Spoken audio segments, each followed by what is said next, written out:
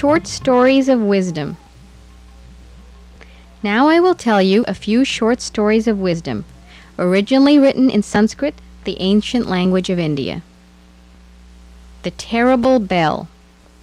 There was a nice temple near a small village, Brahmapura. One day, when all the devotees left after their evening prayers, a thief came in. All the doors were locked. He could not get inside.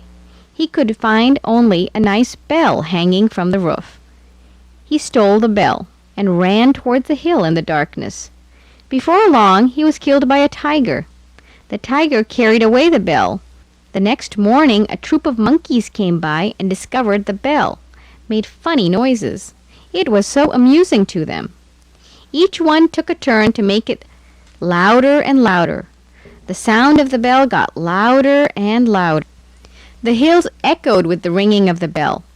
One day 2 travelers came on their way to Brahmapura. They saw the bones and heard the loud sound of the bells coming from the hills. They took to their heels. They arrived in the village of Brahmapura. They were frightened and explained how they had seen bones and a strange sound coming from the hills. The sound of the bell was loud enough to be heard from the village. The people were frightened. One of them said, "It must be a demon." In no time, the rumor spread out that there was a demon living in the hills, killing people and ringing a bell. But one of the village women was wiser and was also brave. She listened carefully and identified it to be the sound of a bell. She immediately figured out what could have happened. Meanwhile, the villagers went to the village leaders and asked them to investigate, or else they would leave the village. The village leader offered a big reward for anyone who could chase the demon away. The brave woman took the challenge. The village leader could not believe it. He asked his assistant to give the woman all the money she wanted. The woman took the money and went out to purchase some mangoes. She bought the mangoes and set out for the hills. In the forest, she scattered the mangoes and hid herself behind a tree, waiting for the demon to come out. She was right. The monkeys came after a while along with the bell. They were so busy eating the mangoes. She was happy to see that she had guessed right.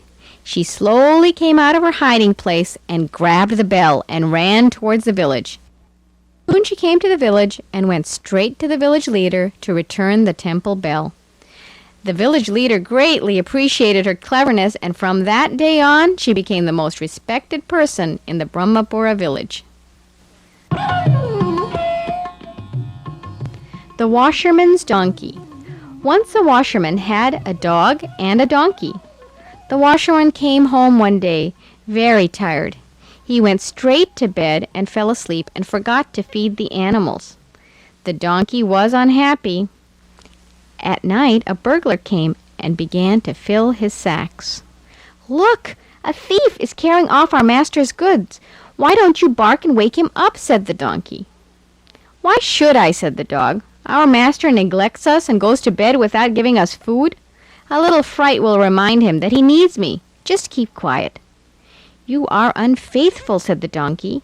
"Should I be grateful for being neglected?" said the dog. "I will not wake him up."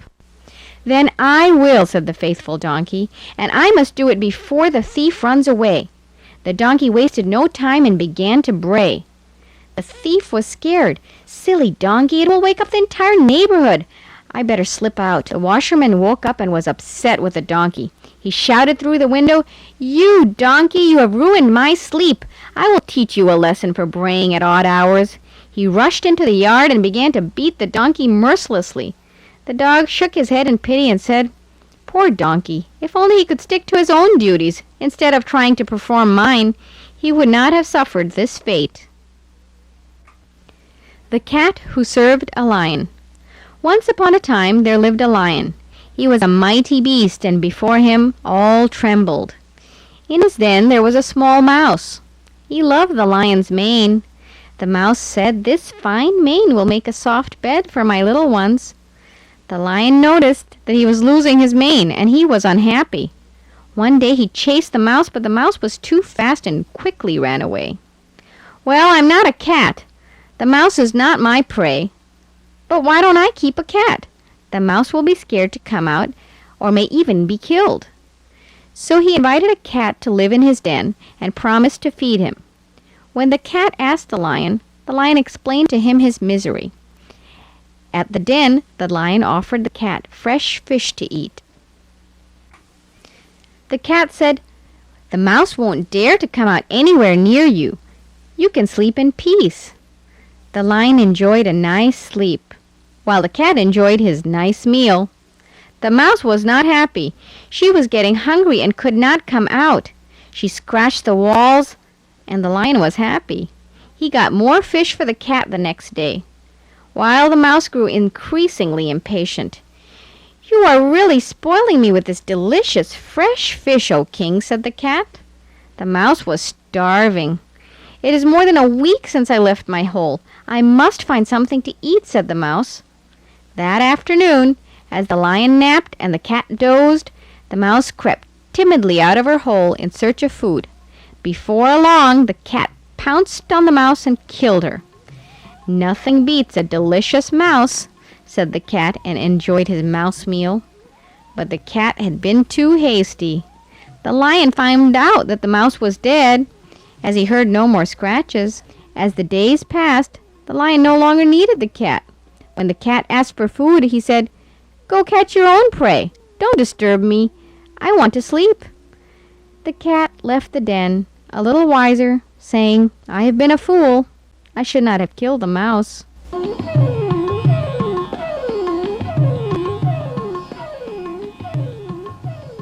The Tiger and the Woodpecker. One day, as a tiger was devouring the game he had killed, a bone got stuck in his teeth.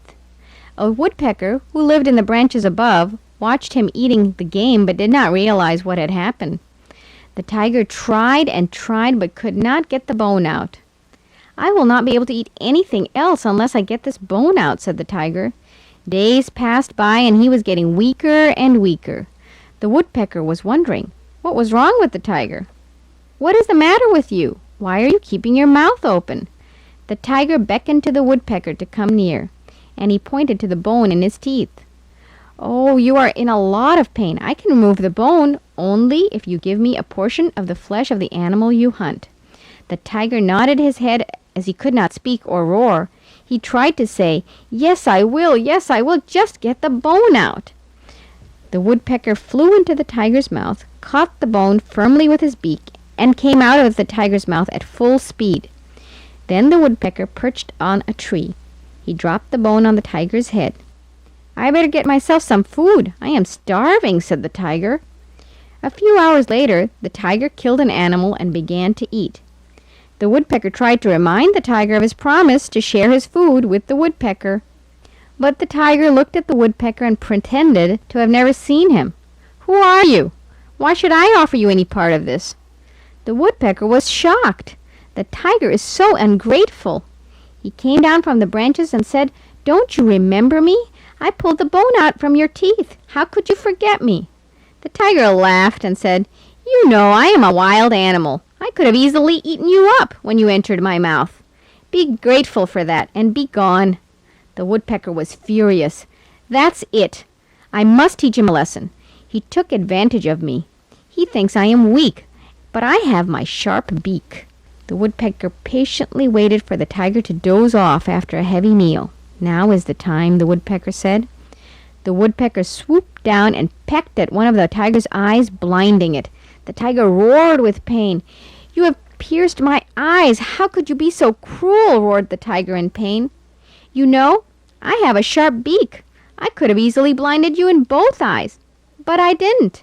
Be grateful for that and stop roaring."